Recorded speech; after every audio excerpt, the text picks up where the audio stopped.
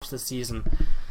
Right now, though, we're in the heat of this series, and down to the bottom left-hand corner of the map, our red Terran player from Team Property, ladies and gentlemen, MorroW. And in the upper left-hand corner, our blue Zerg player from Team Liquid, taking down Stardown in game number 1, TLO. So let's see what happens here on Iron Fortress. Let's see if we're going to go see some mech. Let's see if TLO lets MorroW get up into that mech composition.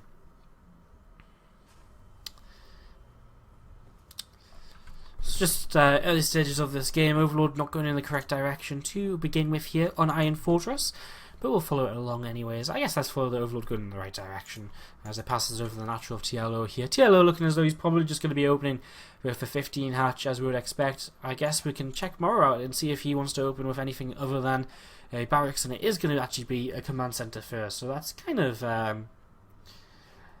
expected.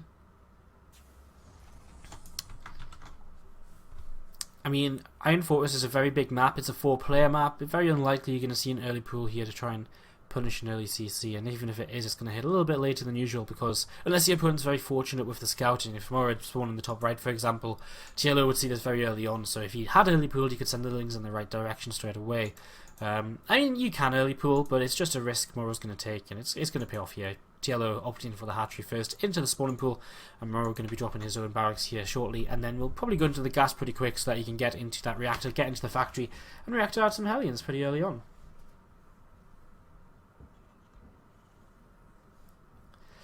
So, is there a bracket grid? SC2 Define has you covered, Saturos.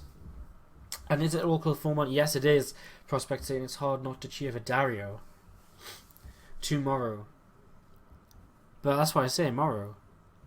Actually, I see what you mean. To MorroW. And I say MorroW. It has, when I say MorroW on its own, I actually have a bit more of an A sound in it. You're right. MorroW? Nah. It's not MorroW. Nah. That can't be right. Anyway, it's very minor very minor difference really in the end of the day. We haven't got that gas up for MorroW, or MorroW, or to MorroW, or however we're going to end up saying his name today. And yeah, we've got a bunker coming up at the front here as well for MorroW, so he's just getting set up safely. I mean, TLO is just now into the main base and seeing kind of the timings here of the gas, and we'll know that this is a command center first build. Sees the factory as well.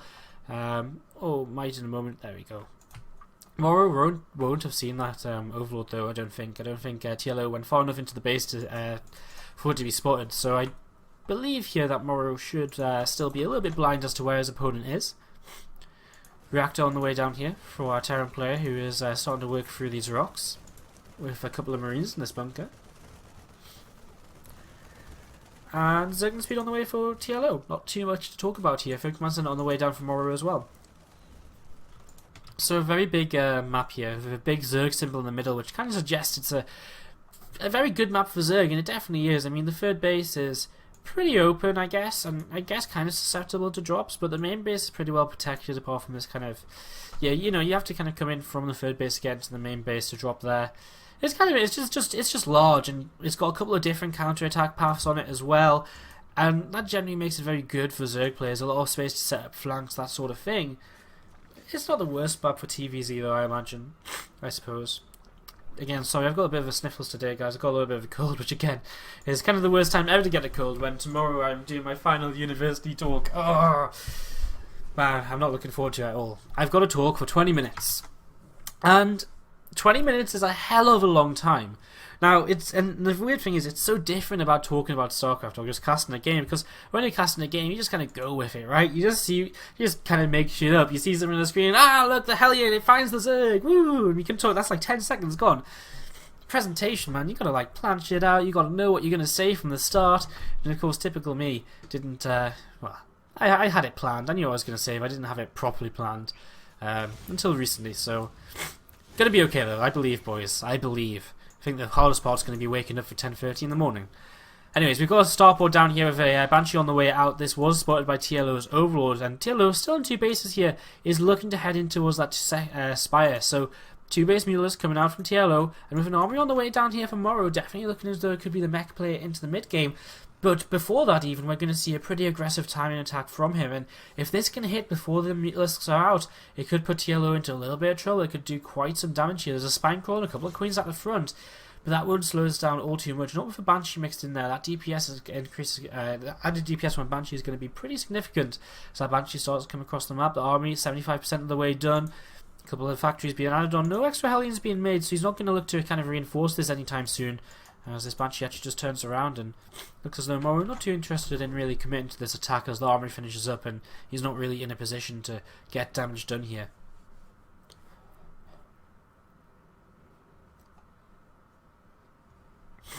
Is Naniwa playing today? He definitely could be. He played against Dignitas Dead Pixels last week. He played against True there and unfortunately lost that game. But so he definitely could if he would like to, if Property would like to play him, but we shall see. I kind of feel like he isn't because of a couple of things that were said already today, but I can't confirm for you guys or anything until later, until we actually see who they pick. 10 Mutalisks on the way then, and MorroW backing off with this Banshee. He picks up a couple of drone kills. Does he know about... He doesn't see the Spire or anything at all here, so he has really no idea. I mean, he must have seen the late third base. He knows the third base is late, so you should have a pretty good idea that some kind of two-base play is coming up, and he must be aware that Mutalisks are a definite possibility here. He's got 2 4s on the way, and he's starting to add turrets now, so these are going to come out nice and in time. And a scan reveals the Mutalisks actually starting to come across the map. So nice scan by MorroW. Knows what's coming his way, as this first Viking going to get caught by these Mutalisks. Gets a little bit damage done to one of them, but with the regenerate of these Mutalisks, it's not going to make too much of a difference here in the long run. TLO starting to tech up behind this Rotoron on the way down. Infestation Pit as well, as some Hellions getting picked off by these Mutas, and Third CC is starting to try and float over into position, but going to have to hold the hold that back for a little while, because he's not going to really be able to get over there until he has some anti-air in position at that third base, which he doesn't have just yet. 4 coming in here, and that will be able to help fend these Mutalisks away. No Mutalisks lost just yet though from TLO, and of course that's very important to keep those Mutas alive, as we do see a counter-attack of Hellions coming through the middle of the map, trying to hit one of these bases and try and get some drone kills. Muta's actually going to turn away to be able to start dealing with this. Coming across the map, whoa, MorroW actually splits these up quite a lot, and because of that, he actually starts to lose these couple which he sent towards the third base.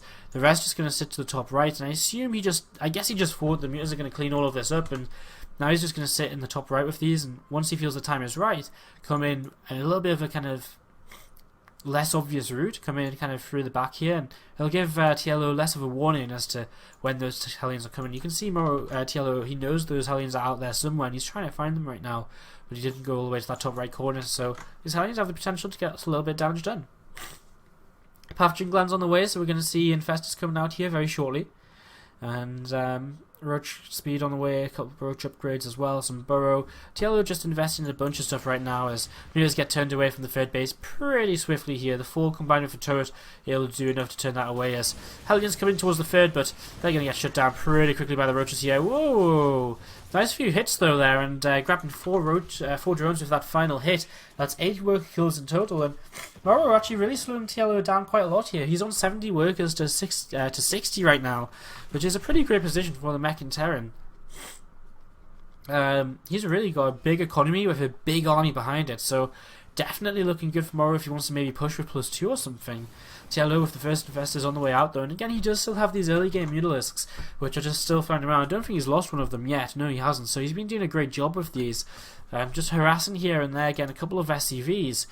Most importantly not losing them just to keep that as a threat. Tries to pull back the Mutalisk there, but not quite in time.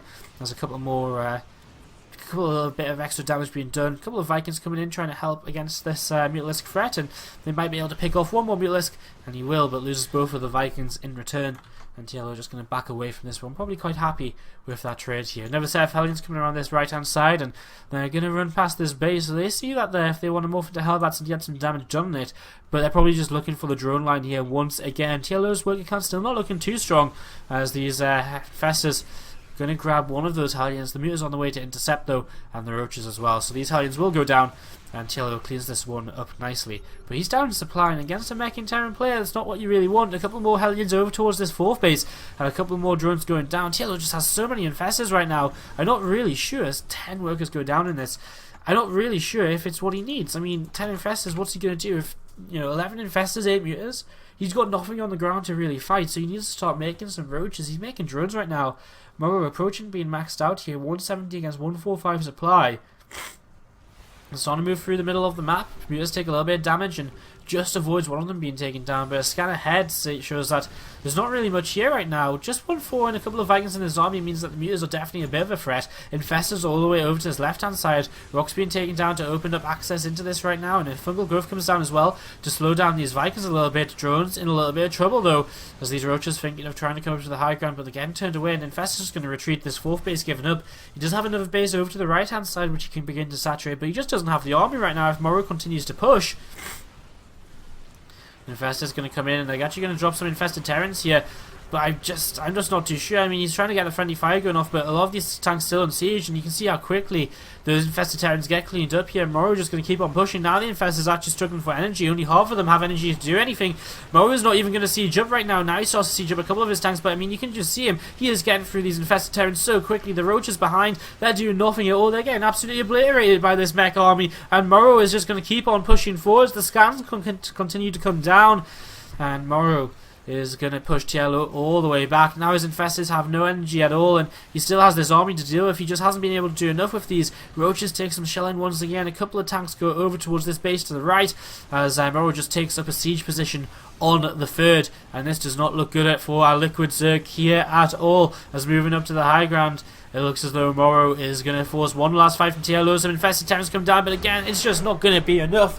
MorroW forces the GG from his opponent, and that's going to